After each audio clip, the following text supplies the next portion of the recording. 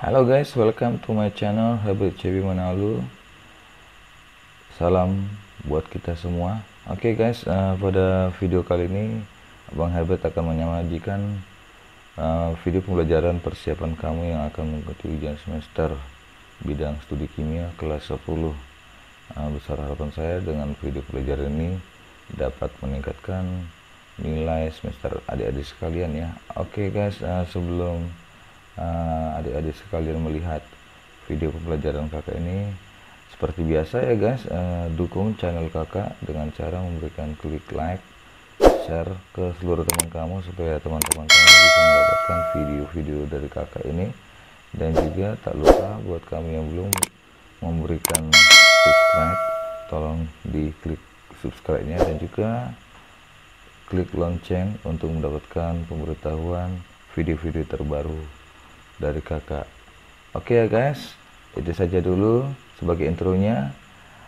Selamat menikmati, semoga bermanfaat. Tetap semangat buat kamu. Enjoy.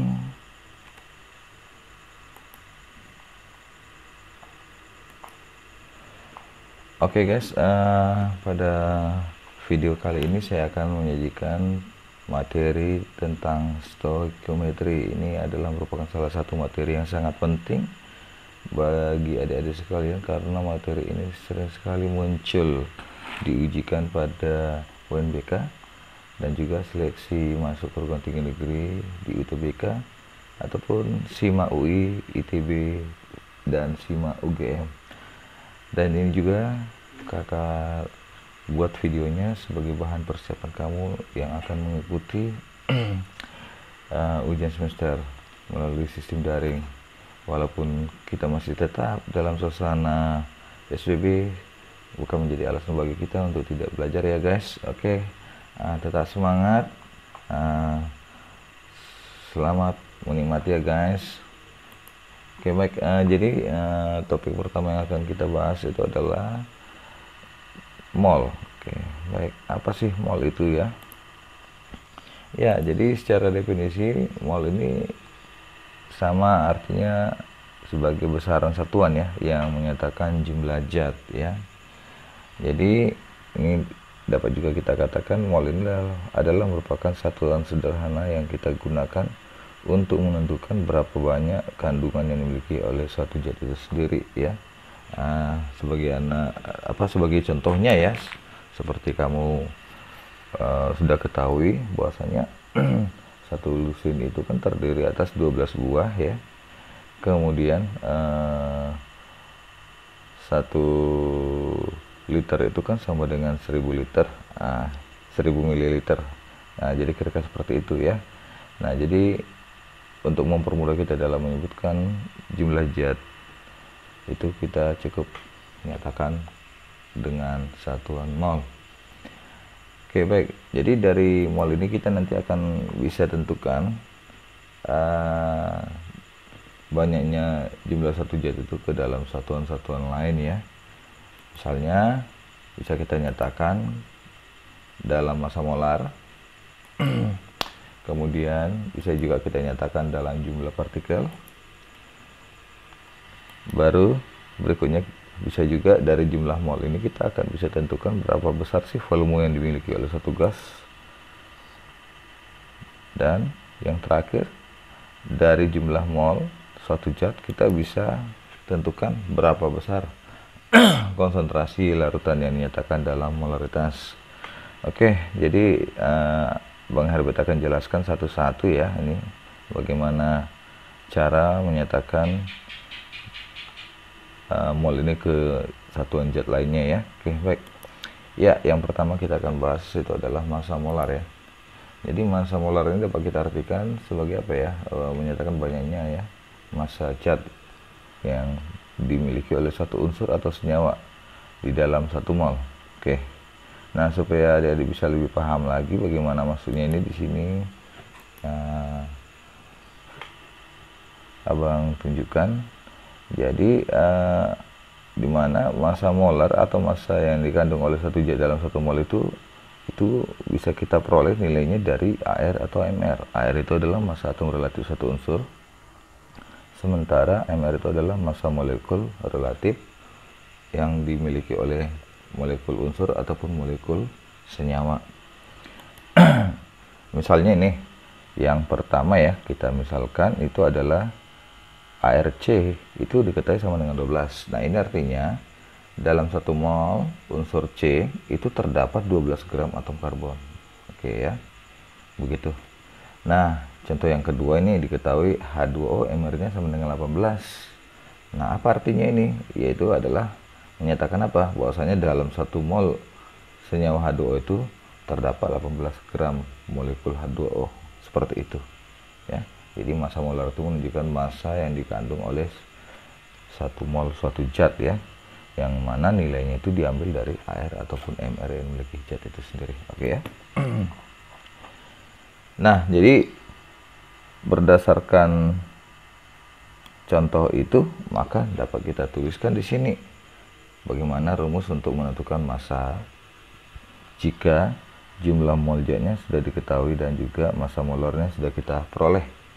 Maka untuk mencari massanya cukup kita kalikan saja jumlah mol ini itu dengan apa? Dengan massa molar ya.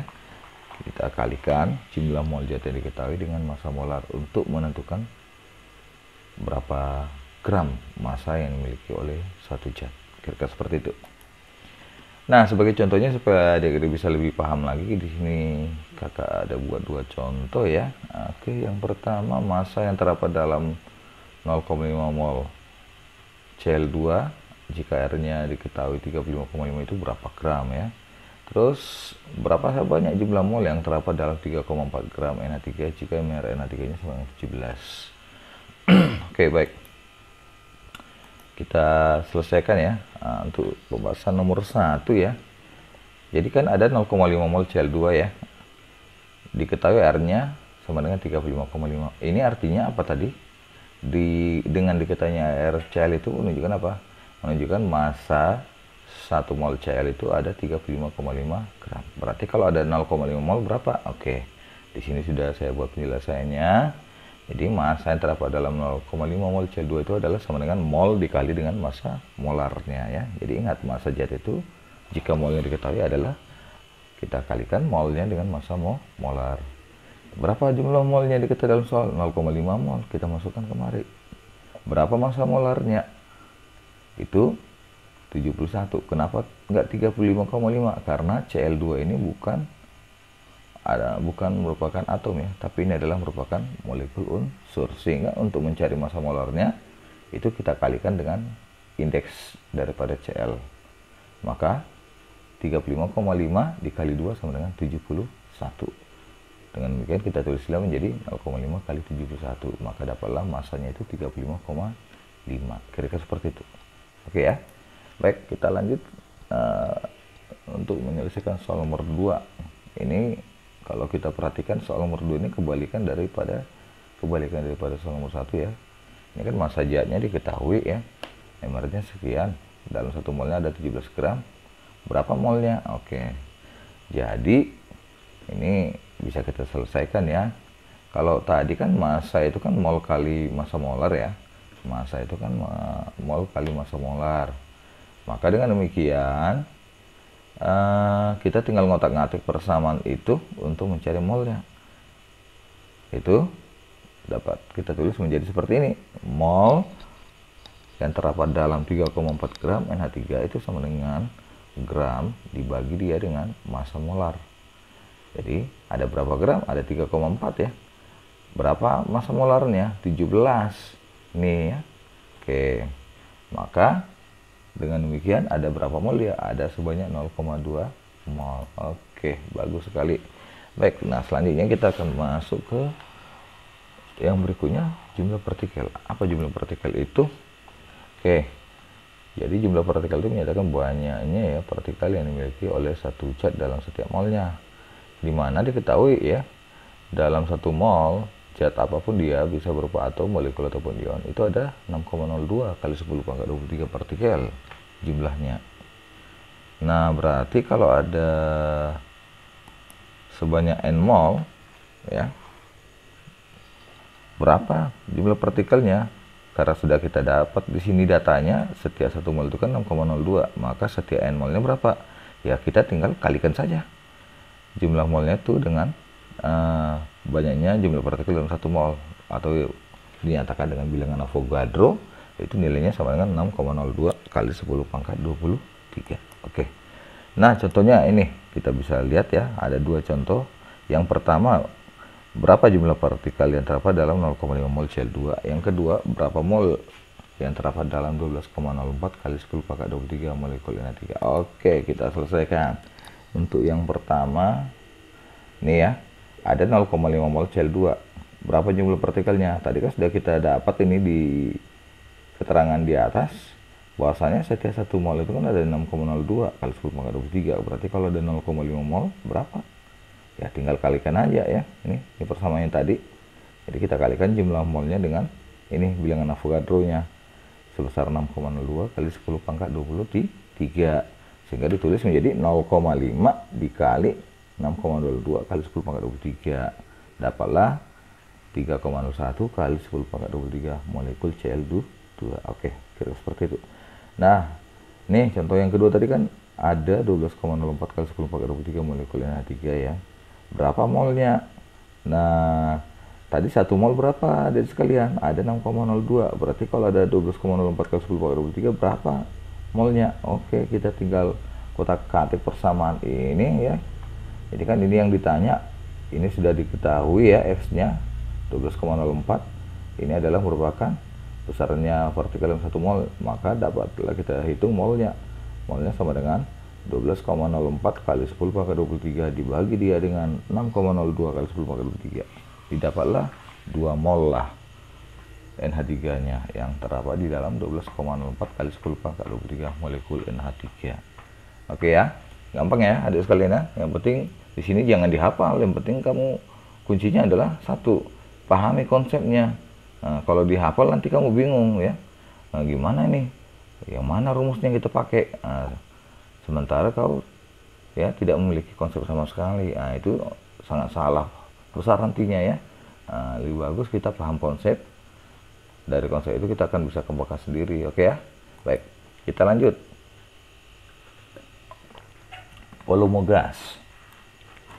Jadi volume gas ini menyatakan berapa banyak sih volume yang dimiliki oleh satu gas ya.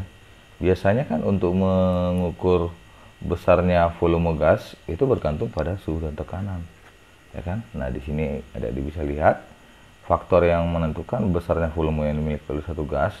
Yang pertama itu adalah mol gas itu sendiri, yang kedua adalah suhu dan tekanannya. Oke ya.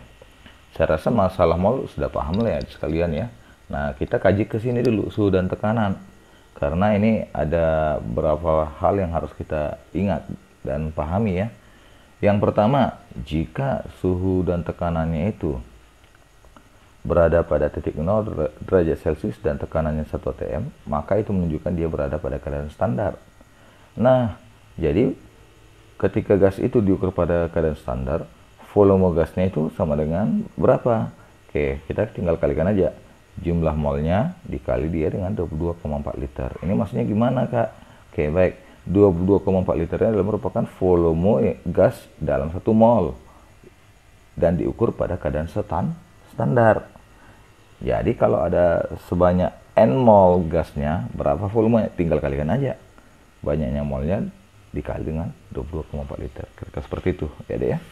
Oke, kemudian yang kedua, bagaimana kalau seandainya suhu dan tekanannya itu pada keadaan kamar atau RTP, room of temperature and pressure ya. Ini kondisinya di mana sistem itu berada pada suhu 25 derajat Celcius dan tekanannya sama dengan 1 atm ya. Nah, pada kondisi ini diketahui setiap molnya itu ada 24 liter. Jadi kalau ada N mol gas yang diketahui, berapa volumenya? Tinggal kalikan aja ya. Yaitu banyaknya mol dikali dengan volume dalam 1 mol ya, mol kali 24 liter. Oke, baik. Nah, kemudian yang ketiga, jika suhu dan tekanannya diukur pada keadaan tertentu, artinya di luar dari kondisi dua ini ya, keadaan standar ataupun keadaan kamar. Nah, apabila dia diukur pada keadaan tertentu, maka untuk menentukan volume gasnya itu kita turunkan dari persamaan gas ideal, di mana P kali V sama dengan P kali V sama dengan N kali R kali T. R itu konstanta menyatakan banyaknya volume yang dikandung setiap 1 mol pada suhu 1 derajat Celcius dengan tekanan 1 atm diperoleh nilai R-nya 0,08205. Nah, sementara kalau T ini adalah merupakan suhu mutlak gas, dia harus dinyatakan dalam satuan Kelvin. Jadi kalau dia dinyatakan dalam satuan Celcius itu tidak bisa, itu harus kita rubah dulu menjadi Kelvin. Nah, N di sini apa? N di sini adalah merupakan jumlah mol gasnya. Oke, jelas ya adik sekalian ya. Baik, kita lanjut yang berikutnya adalah bagaimana kalau dua buah gas itu diukur pada keadaan yang sama. Artinya T dan P-nya, suhu dan tekanan yang digunakan sama. Nah, itu bagaimana? Oke, baik. Untuk menyelesaikannya itu kita cukup menggunakan persamaan gas ideal ini. Kita bandingkan dua gasnya, maka nanti kita akan peroleh persamaan yang baru, yaitu V1 per V2 sama dengan mol 1 per mol 2. V1 adalah volume gas 1, V2 adalah volume gas 2. Jadi kita nyatakan ini ke dalam satu persamaan, sehingga kita akan bisa tentukan berapa volume gas yang dihasilkan. Oke.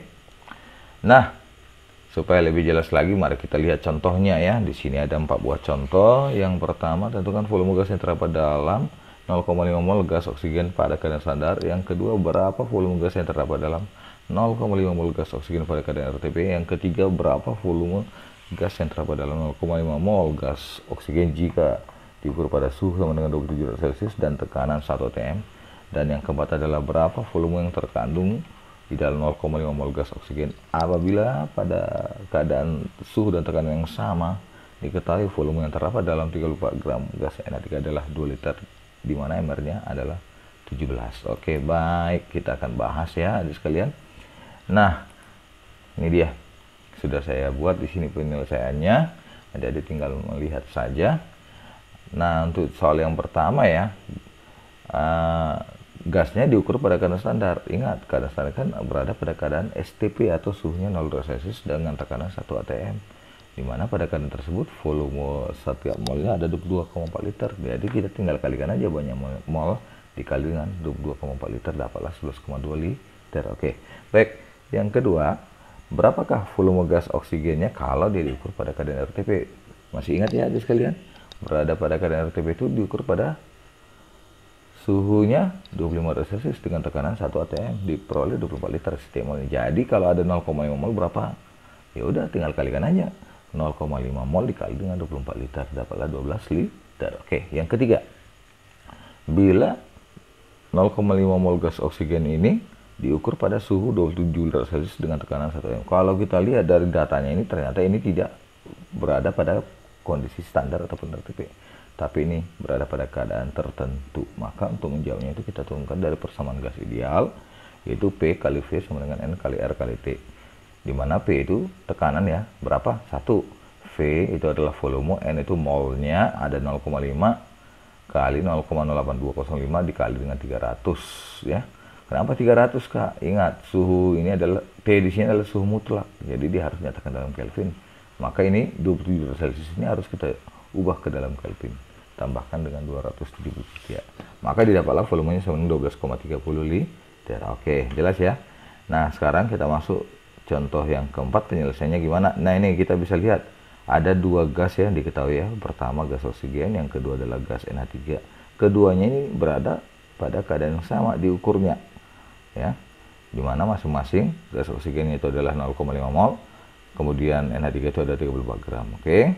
Nah, ada ini masih ingat tadi kan bagaimana kalau misalnya dua buah gas itu berada pada keadaan yang sama. Oke, kita bisa gunakan perbandingan dua buah gas pada persamaan gas ideal, diperolehlah V1 per V2 sama dengan mol gas 1 per mol gas 2 ya, dimana V1 itu adalah yang ditanya, secara V2 ini adalah yang diketahui. Oke. Jadi V1 per 2 sama dengan 0,5 dibagi dengan 34 per 17. Kenapa 34 bagi 17? Karena ini persamaannya tadi kan, dia harus nyatakan dalam mol. Selain nyatakan dalam volume juga harus nyatakan dalam mol. Secara dalam soal ini banyaknya gas NH3 dalam 2 liter itu 34 gram. Berarti ini harus kita rubah dulu ke dalam apa? Ke dalam mol. Kita bagilah dia dengan apa? Dengan AR-nya. Maka didapatlah nanti V1 per V2 sama dengan 0,5 bagi 2 sama dengan V1-nya sama dengan 0,5. Oke, jelas ya sekalian ya? Baik, kita lanjut yang berikutnya. Molaritas. Wow, apa ini ya molaritas ini? Oke, menyatakan banyaknya jumlah mol zat yang terlarut dalam 1 liter larutan. Oke ya. Ya.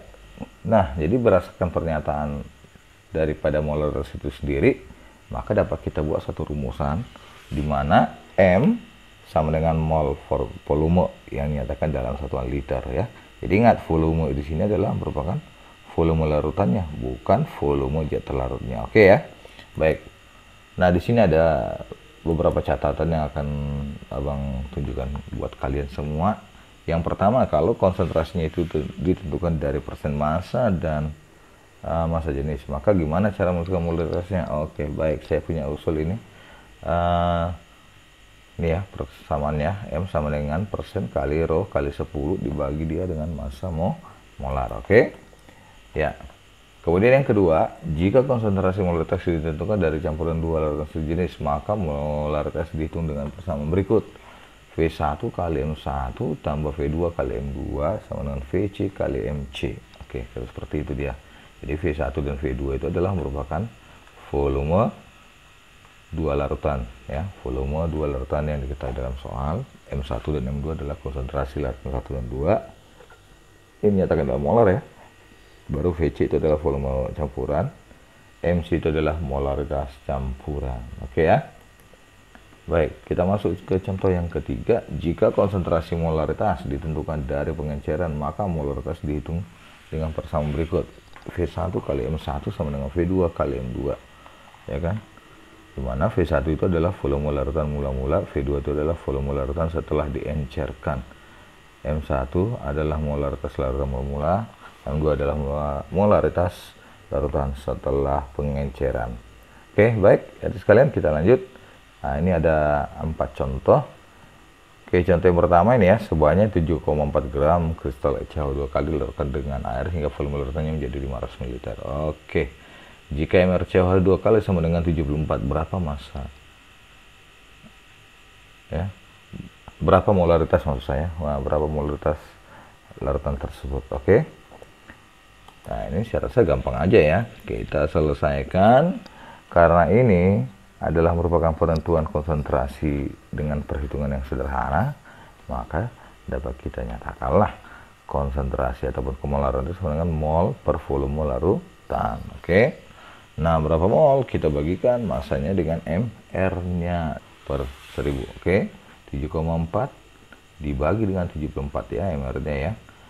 Terus bagi 500 bagi 1000. Oke, 500 bagi 1000. Maka dapatlah 0,2 molar. Oke, kita lanjut contoh yang kedua. Ini adalah merupakan apa? Penentuan molaritas yang dipengaruhi oleh sejenis, maksud saya ya. Massa jenis dan juga kadar yang dimiliki oleh satu zat. Oke, baik. Nah, untuk menyelesaikannya ini kita cukup turunkan dari persamaan ini, yaitu M sama dengan persen kali massa jenis kali 10 dibagi dia dengan massa molar. Persennya berapa? Yaitu 95 ya. 95 kali 1,2 kali 10 dibagi 98 sama dengan 11,6 molar. Oke, seperti itu ya adik sekalian. Oke, baik adik-adik sekalian, kita lanjutkan kembali soal nomor 3 ya.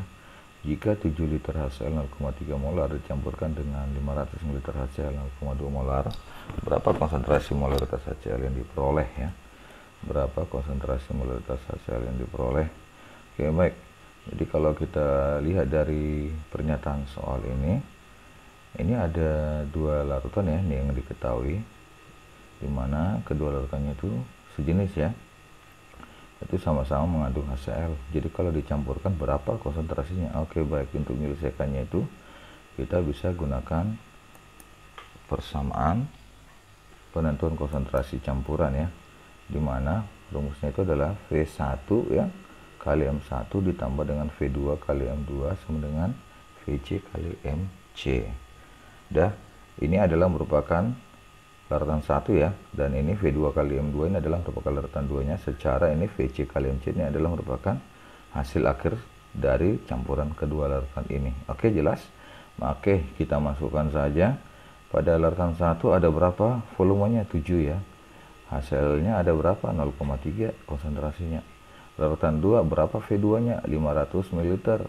Oke, ini kita konversikan supaya nanti enak kita jumlahkan kedua larutannya ini ya. Ini volumenya kita konversikan ke liter, jadi 500 ml itu kan sama dengan 0,5 ya. Baru kita kali dia dengan konsentrasi hasilnya 0,2. Nah, sama dengan 7,5 kali mc. Jadi 7 kali 0,3 itu berapa? 2,1 ya. Tambah 0,1 ya, sama dengan 7,5 kali mc. Dapatlah konsentrasi campuran yang diperoleh dari dua larutan ini adalah sama dengan 0,29 molar. Oke, baik, kita lanjut penyelesaian soal nomor 4. Ada 100 ml larutan gula 2 molar akan dibuat menjadi larutan gula 0,25 molar. Tentukan volume larutan setelah diencerkan dan volume air yang harus ditambahkan. Oke, baik. Jadi adik-adik bisa lihat ya, pada keadaan awal ada 2 molar nih larutan gulanya ya, bisa ada diperhatikan. Jadi ada 2 molar larutan gulanya dalam 100 ml. Nah, jadi rencananya katanya ini 2 molar larutan gula ini mau kita rubah menjadi 0,25 molar. Berarti ini kan ada terjadi penurunan. Artinya kalau konsentrasi awal itu diturunkan dia, maka akan terjadi pengenceran ya. Jadi untuk mengencerkannya kan diperlukan apa? Air ataupun pelarut. Nah, ini yang menjadi pertanyaan dalam soal ini ya. Berapa banyak sih volume larutan setelah diencerkan katanya kan, dan berapa volume air yang ditambahkan. Oke, kita akan bahas ya di sekalian. Nah, jadi langsung aja kita turunkan persamaan pengenceran ya, di mana V1 kali M1 sama dengan V2 kali M2 ya. Jadi ini V1 M1 ini adalah merupakan keadaan awal sebelum ditambah pelarut. Sementara ini V2 M2 ini adalah merupakan keadaan akhir setelah larutan mula-mula tadi ditambahkan dengan satu pelarut ya. Oke, sehingga dia menjadi berkurang. Oke, kita masukkan berapa? 100 ya. Volume larutan satunya 100, kita masukkan kemari. Konsentrasinya 2. Oke, jelas ya. Kemudian volumenya pada keadaan akhir tuh V2 ya. Ini total keseluruhan setelah diencerkan nanti ya, dikali dengan 0,25. Ini yang diharapkan ya. Ini konsentrasi yang akan kita buat, dia menjadi 0,25. Maka didapatlah 200 sama dengan V2 kali 0,25, sehingga V2 adalah 800 ml. Nah, V2 yang 800 ml ini apa? Adalah merupakan apa? Volume larutan. Jadi volume larutan keseluruhan yang diperoleh ya. Nah, dengan demikian volume air sudah bisa kita tentukan, yaitu dengan cara mengurangkan V2 dikurang dengan V1. Oke, itu dia, dapatnya 800 kurang 100 sama dengan 700 ml. Oke, kira-kira seperti ya itu adik sekalian ya, untuk menyelesaikan soal kalau satu larutan itu diencerkan dari keadaan awalnya. Maka kita harus pastikan dulu berapa volume larutannya dan berapa banyak air yang diperlukan untuk pengenceran tersebut. Oke ya. Baik, kita lanjut. Yang berikutnya adalah persen massa. Apa sih persen massa itu? Persen massa itu menyatakan jumlah massa gram zat larut di dalam 100 gram larutan. Nah, begitu dia. Nah, jadi untuk menentukan persen massa itu bisa kita bagi dia menjadi 2. Itu bergantung apa dan siapa gitu ya. Nah, apa yang ditanya dan siapa yang diketahui gitu ya. Oke. Baik, yang pertama, untuk mencari kadar zat dalam satu campuran itu berapa persen. Nah, jadi kita tinggal membandingkan aja berapa banyak sih massa zat ya yang dalam campuran itu, yang terdapat dalam campuran ya, massa zat yang ditanya, kemudian dibagi dia dengan massa campurannya ya, baru dikali dengan 100%. Seperti itu. Nah, yang kedua ini persen unsur dalam senyawanya. Jadi di sini untuk menentukan persen unsur dalam senyawa itu kita cukup perhatikan nilai air dan mr-nya ya. Oke, maka ditulislah menjadi persen unsur sama dengan N kali air per mr senyawa kali 100%. Kira-kira seperti itu. Oke ya. Nah, kita aplikasikan dengan contoh soal ya. Oke, ini ada dua contoh. Saya akan coba bacakan. Yang pertama, berapa kadar gula dalam larutan yang dibuat dengan mencampurkan 20 gram gula dalam 80 gram air. Oke ya. Oke, baik. Jadi ada 20 gram gula dan ada 80 gram air. Jadi keduanya ini, kedua zat yang diketahui ini akan dicampurkan sehingga dia menjadi satu larutan nantinya. Nah, yang ditanya berapa persen gulanya gitu ya. Oke, kita langsung aja. Bahwasanya untuk menentukan persen massa itu cukup kita bandingkan massa zat yang ditanya dibagi dengan massa campurannya kali 100% gitu. Kita tinggal masukkan 20 dibagi dia dengan 20 tambah 80 ya. Ini 20 tambah 80 adalah merupakan total keseluruhan massa yang dicampurkan. Oke, kali 100% dapatlah 20%. Oke, baik. Contoh yang kedua, ini ada 70 ml alkohol dilarutkan dalam air hingga volume larutannya 100 ml. Berapa kadar etanol dalam larutan tersebut? Oke, baik, kita akan bahas ya sekalian ya. Ya, ini adalah merupakan perhitungan apa? Persen volume ya. Nah, sebenarnya bersama dengan persen massa, kita tinggal mengganti satuannya aja ya. Jadi kita bandingkan volume zatnya dengan apa? Volume campurannya baru dikali dengan 100%. Ada berapa? 70. Berapa volume campurannya? 100 ya.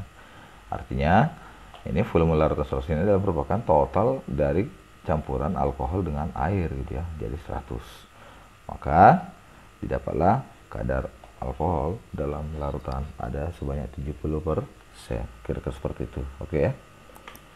Ya, baik, kita lanjut. Yang berikutnya adalah merupakan rumus kimia ya. Nah, sebagai contoh nih, air rumus kimianya kan H2O ya. Karbon dioksida itu rumus kimia adalah CO2. Oke, baik. Dari dua contoh itu kira-kira bagaimana sih rumus kimia? Oke, baik. Di sini akan Abang Herbert jelaskan ya pengertiannya. Rumus kimia itu adalah merupakan gabungan atau unsur penyusun molekul ya, atau molekul senyawa yang ditulis dengan lambang unsur disertai dengan nilai indeks unsur-unsurnya. Oke, kira seperti itu.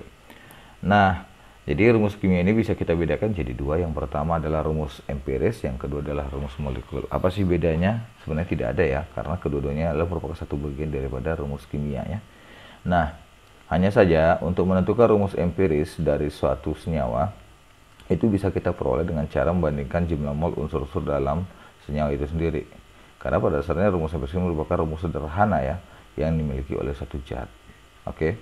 Jadi nilainya itu bisa kita peroleh dari perbandingan mol unsur-unsur dalam senyawanya. Oke. Nah, yang kedua rumus molekul. Apa sih rumus molekul itu? Oke, kita bisa lihat di sini. Wah, dari persamaan ini bisa kita perhatikan ternyata rumus molekul itu harus berkolaborasi dengan rumus empiris ya. Tanpa diketahui rumus empiris, maka kita nggak akan bisa menentukan rumus molekul. Makanya di sini kita bisa perhatiin ya, ada sekalian, rumus molekul itu sama dengan rumus empiris dikali dengan N. Nah, apa sih N di sini?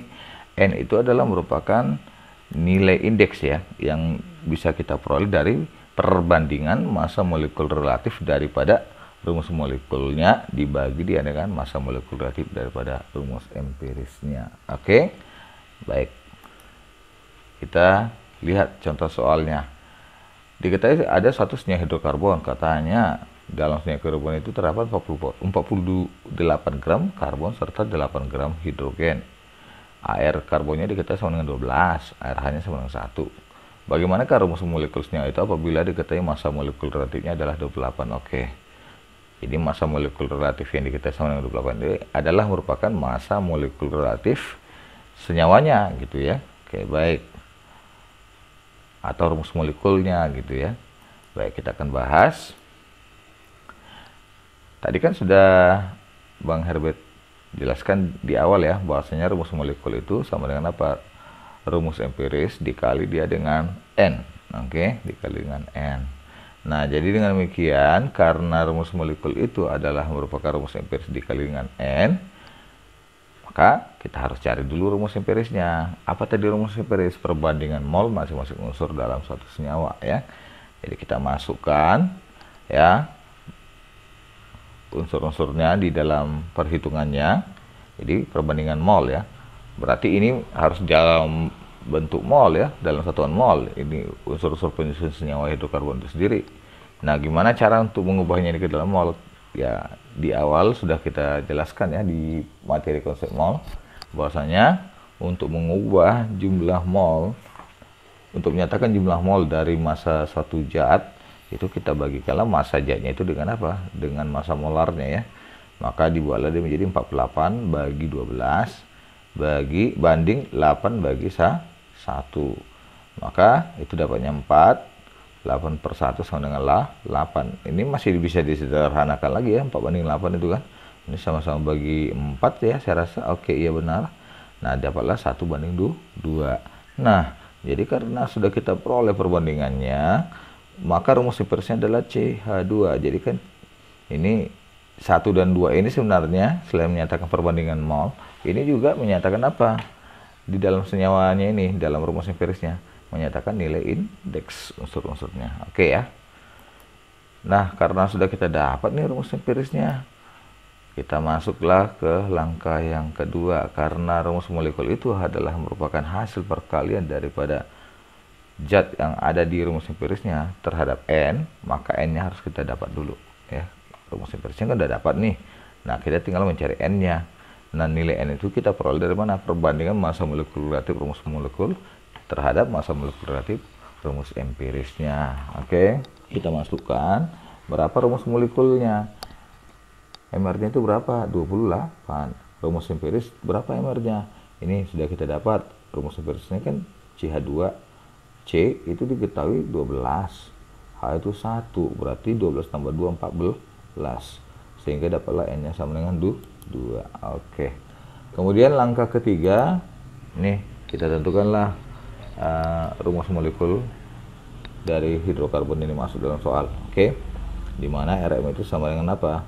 Re kali N ya. Re-nya tadi kita dapat CH2 ya. Ini dikali dia dengan N. N-nya itu kita dapat tadi 2. Tinggal masukkan saja indeksnya, maka dapatlah C2H4. Kira-kira seperti itu.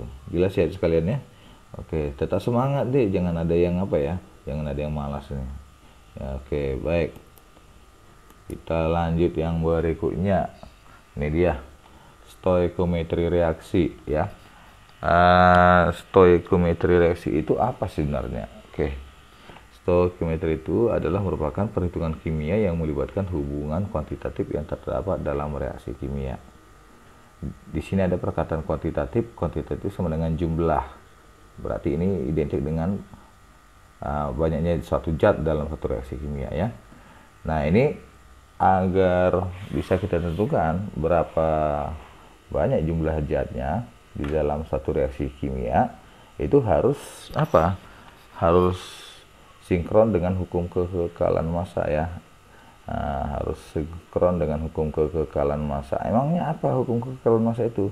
Itu menyatakan massa zat sebelum dan setelah reaksi itu adalah sama. Jadi nanti pada suatu reaksi yang setara, yaitu nanti kalau kita kalikan ya, kita kalikanlah koefisiennya dengan apa? Dengan massa molar yang ada pada reaksi kimia, itu pada reaktan dan produk, itu kalau kita jumlahkan ternyata nilainya sama gitu. Nah, itu karena apa? Karena reaksinya sudah setara. Jadi itu selanjutnya sekalian, di dalam materi stoikiometri reaksi ini, dalam menentukan jumlah zatnya itu bergantung dari koefisiennya ya, karena dia harus berkaitan dengan apa nih? Hukum kekekalan massa. Oke. Jadi di sini saya buat koefisien itu ekuivalen dengan jumlah zat. Baik. Nah, selanjutnya sekalian di sini kakak akan tunjukkan bagaimana cara menyelesaikan soal-soal stoikiometri reaksi ya. Ini dia langkah pertama. Sudah tentu karena ini berhubungan dengan reaksi kimia. Jadi kita harus pastikan dulu reaksinya itu sudah kita tulis dengan benar, dengan catatan dia harus setara. Oke. Saya rasa poin 1 ini udah aman lah. Baru kita masuk ke poin kedua. Kita nyatakanlah zat yang kita itu ke dalam mol. Jadi kalau ada nanti di dalam satu soal stoikiometri reaksi kita menemukan zat yang kita itu bukan di dalam satuan, bukan dinyatakan dalam satuan mol, tapi dinyatakan dengan satuan lain gitu ya. Nah, itu dia. Maka misalnya dinyatakan dalam gram, berarti itu harus kita rubah dulu ke dalam mol. Oke ya. Baik, di sini kakak akan uraikan semuanya. Misalnya kalau massa jetnya diketahui, maka untuk mencari molnya kita bagi aja massa jetnya itu dengan massa molar. Kalau zatnya itu dinyatakan dengan jumlah partikel, maka untuk mencari molnya gimana? Ingat, 1 mol kan 6,02 kali 10 pangkat 23, berarti ada berapa mol kalau jumlah partikelnya diketahui sebesar X, yaitu sebesar sama dengan X dibagi dia dengan 6,02 kali 10 pangkat 23. Oke. Nah, kemudian yang berikutnya gimana kalau diketahui volume gasnya? Oke, untuk mengubahnya ke dalam mol, langsung aja bagikan volume gasnya itu dengan volume molar. Oke, jelas. Nah, kemudian langkah kedua, setelah kita tuntaskan yang poin pertama tadi ya, kita setarakan dulu reaksinya, kemudian kita nyatakan jumlah mol zat yang diketahui dalam reaksi itu ya, kita nyatakan dia. Oke, nah kita masuk ke langkah kedua, tentukan jumlah mol yang ditanya dengan menggunakan koefisien atau jumlah mol ya, atau dengan menggunakan persamaan berikut ya. Nah, itu dia. Tadi kan di awal juga sudah saya singgung ya, bahwasanya apa namanya itu,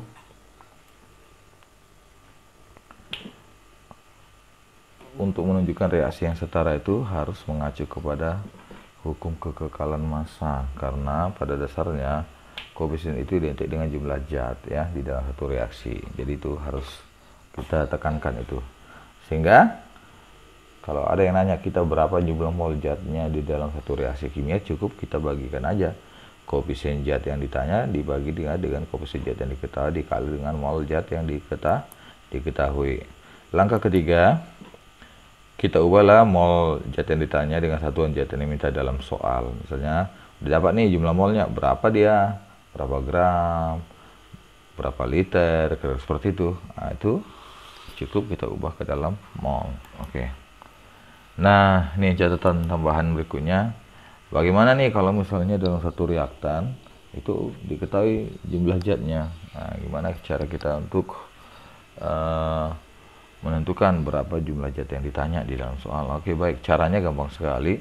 Kita pastikan dari dua reaksi yang diketahui dalam soal itu, bagaimana keadaan perbandingan mol terhadap koefisiennya. Kalau dia nanti nilainya lebih kecil, nilai perbandingan mol terhadap koefisien dibandingkan dengan kawan-kawan kamu, maka itu menunjukkan dia itu adalah merupakan reaksi pembatas. Karena apa? Karena nilainya lebih kecil. Oke, baik. Nah, contohnya seperti ini ya, adik sekalian. Ada besi ini masanya 28 gram bereaksi dengan asam klorida sampai semua habis bereaksi. Jadi sini ada kata habis bereaksi ya. Oke, baik. Fe tambah HCl menjadi FeCl2 tambah H2 ya. Ini belum setara. Hitunglah volume gas hidrogen yang dihasilkan diukur pada suhu 27 derajat Celcius 1 atm. HR-nya adalah 56. Oke, baik. Kita pecahkan ya soal ini. Langkah pertama kita setarakan dulu reaksinya, karena ini diketahui belum setara ya. Kita setarakan dulu. Maka didapatlah reaksi setaranya Fe tambah 2 HCl menjadi FeCl2 tambah H2. Oke, jelas. Nah, kita masuk ke langkah kedua. Kita perhatikan soal siapa yang diketahui. Oke, ternyata yang diketahui adalah besinya 28 gram. Oke, bagaimana dengan bola? 28 gram tadi ya. Oke, baik. Nah, jadi ini kita nyatakan ke dalam mol ya. Nah, massa besi yang diketahui soal itu kita bagi dengan 56. Oke, jelas ya sekalian ya. Jadinya seperti ini dia. Jadi mol Fe sama dengan gram per massa molar, kan 28 dibagi dia dengan 56 gitu. Seperti itu dia. Ini sama-sama bagi 7 lah ya, berarti 4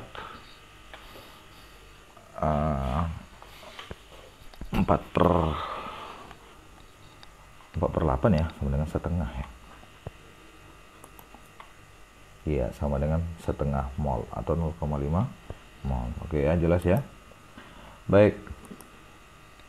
Langkah kedua, kita cari mol zat yang ditanya. Nah, kita gunakan perbandingan koefisiennya. Iya, koefisien gas H2 dibagi dengan koefisien Fe kali mol Fe. Oke, seperti itu dia. Ya, kita masukkanlah mol gas H2 nya sama 1/1 kali 0,5 mol. Maka didapatlah 0,5 mol. Kemudian langkah ketiga, ini kan gas hidrogen, udah kita dapat berapa mol. Ini kita rubah ke dalam satuan yang diminta dalam soal. Oh, ternyata volume, ya kan? Itu dia diukur pada keadaan ini ya, tertentu, suhunya 27, tekanan 1 atm. Sehingga dapat kita tulis menjadi seperti berikut. P kali V sama dengan N kali R kali T. Maka V sama dengan 24,6 liter. Oke, baik. Kita lanjut yang berikutnya. Ya. Contoh kedua, mangan dioksida yang masanya 72,5 gram direaksikan dengan 58,6 gram asam klorida hingga membentuk mangan 2 klorida, gas klorin dan uap air. Oke, baik. Jadi sama aja konsepnya ini. Kita tuliskan dulu reaksi kimia berlangsung ya.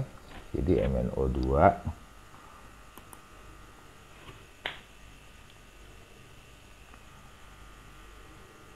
kemudian ada HCl ya. Oke. Ini dia reaksi setaranya. MnO2 tambah HCl menjadi MCl2 tambah Cl2 tambah H2O. Oke, selanjutnya kita tentukan siapa yang menjadi reaksi pembatasnya ya. Caranya kita bandingkan mol masing-masing reaksi dengan koefisiennya ya. Ini kan sudah kita dapat nih mol MnO2 ini sama dengan 0,83 mol ya. Baru ini kita bagi dia dengan koefisiennya 0,83 bagi 1 sama dengan 0,83. Kemudian HCl 58,6 bagi 3,5 sama dengan 1,60 mol ya. Sama dengan 0,4. Baru mol MCl2 itu berapa? Ya, mol MCl2 sama dengan koefisien MCl2 dibagi dengan koefisien HCl kali mol Cl. Jadi 1/4 kali 1,60 mol ya, sama dengan 0,4 mol. Oke, baik. Kemudian yang berikutnya nih, massa MnCl2 nya kita tentukan ya, berapa ya. Ini kan molnya udah dapat nih. Nah, kita ubah ini ke dalam gram. Kita kalikan aja mol MnCl nya dengan massa molar MnCl2.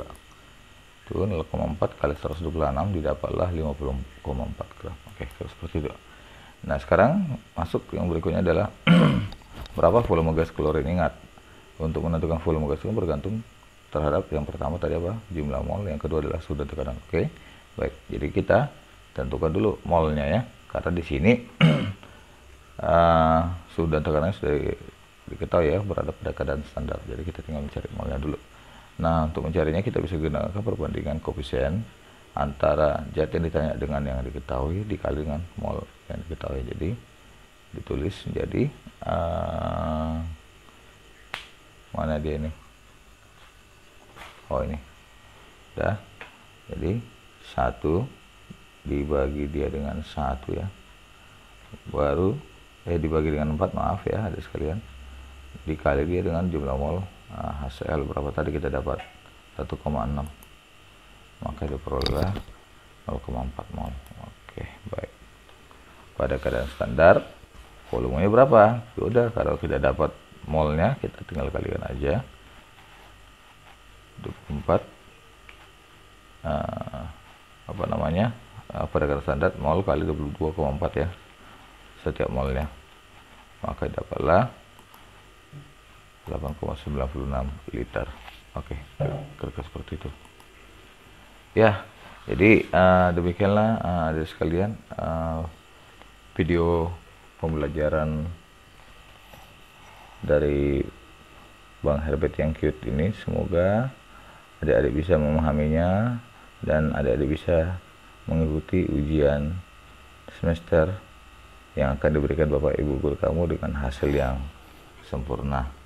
Sekian dulu video kakak. Saya tidak lupa memohon izin kepada adik sekalian agar kiranya tetap dukung channel YouTube kakak ini dengan cara membagikan video kakak ini ke seluruh teman-teman kamu yang ada di Indonesia, dan tidak lupa mengklik tombol subscribe dan juga menekan lonceng ya, tombol lonceng untuk mendapatkan video-video terbaru dari kakak. Sekian dulu, salam hebat buat kamu semua. I am chemistry with you. Dadah.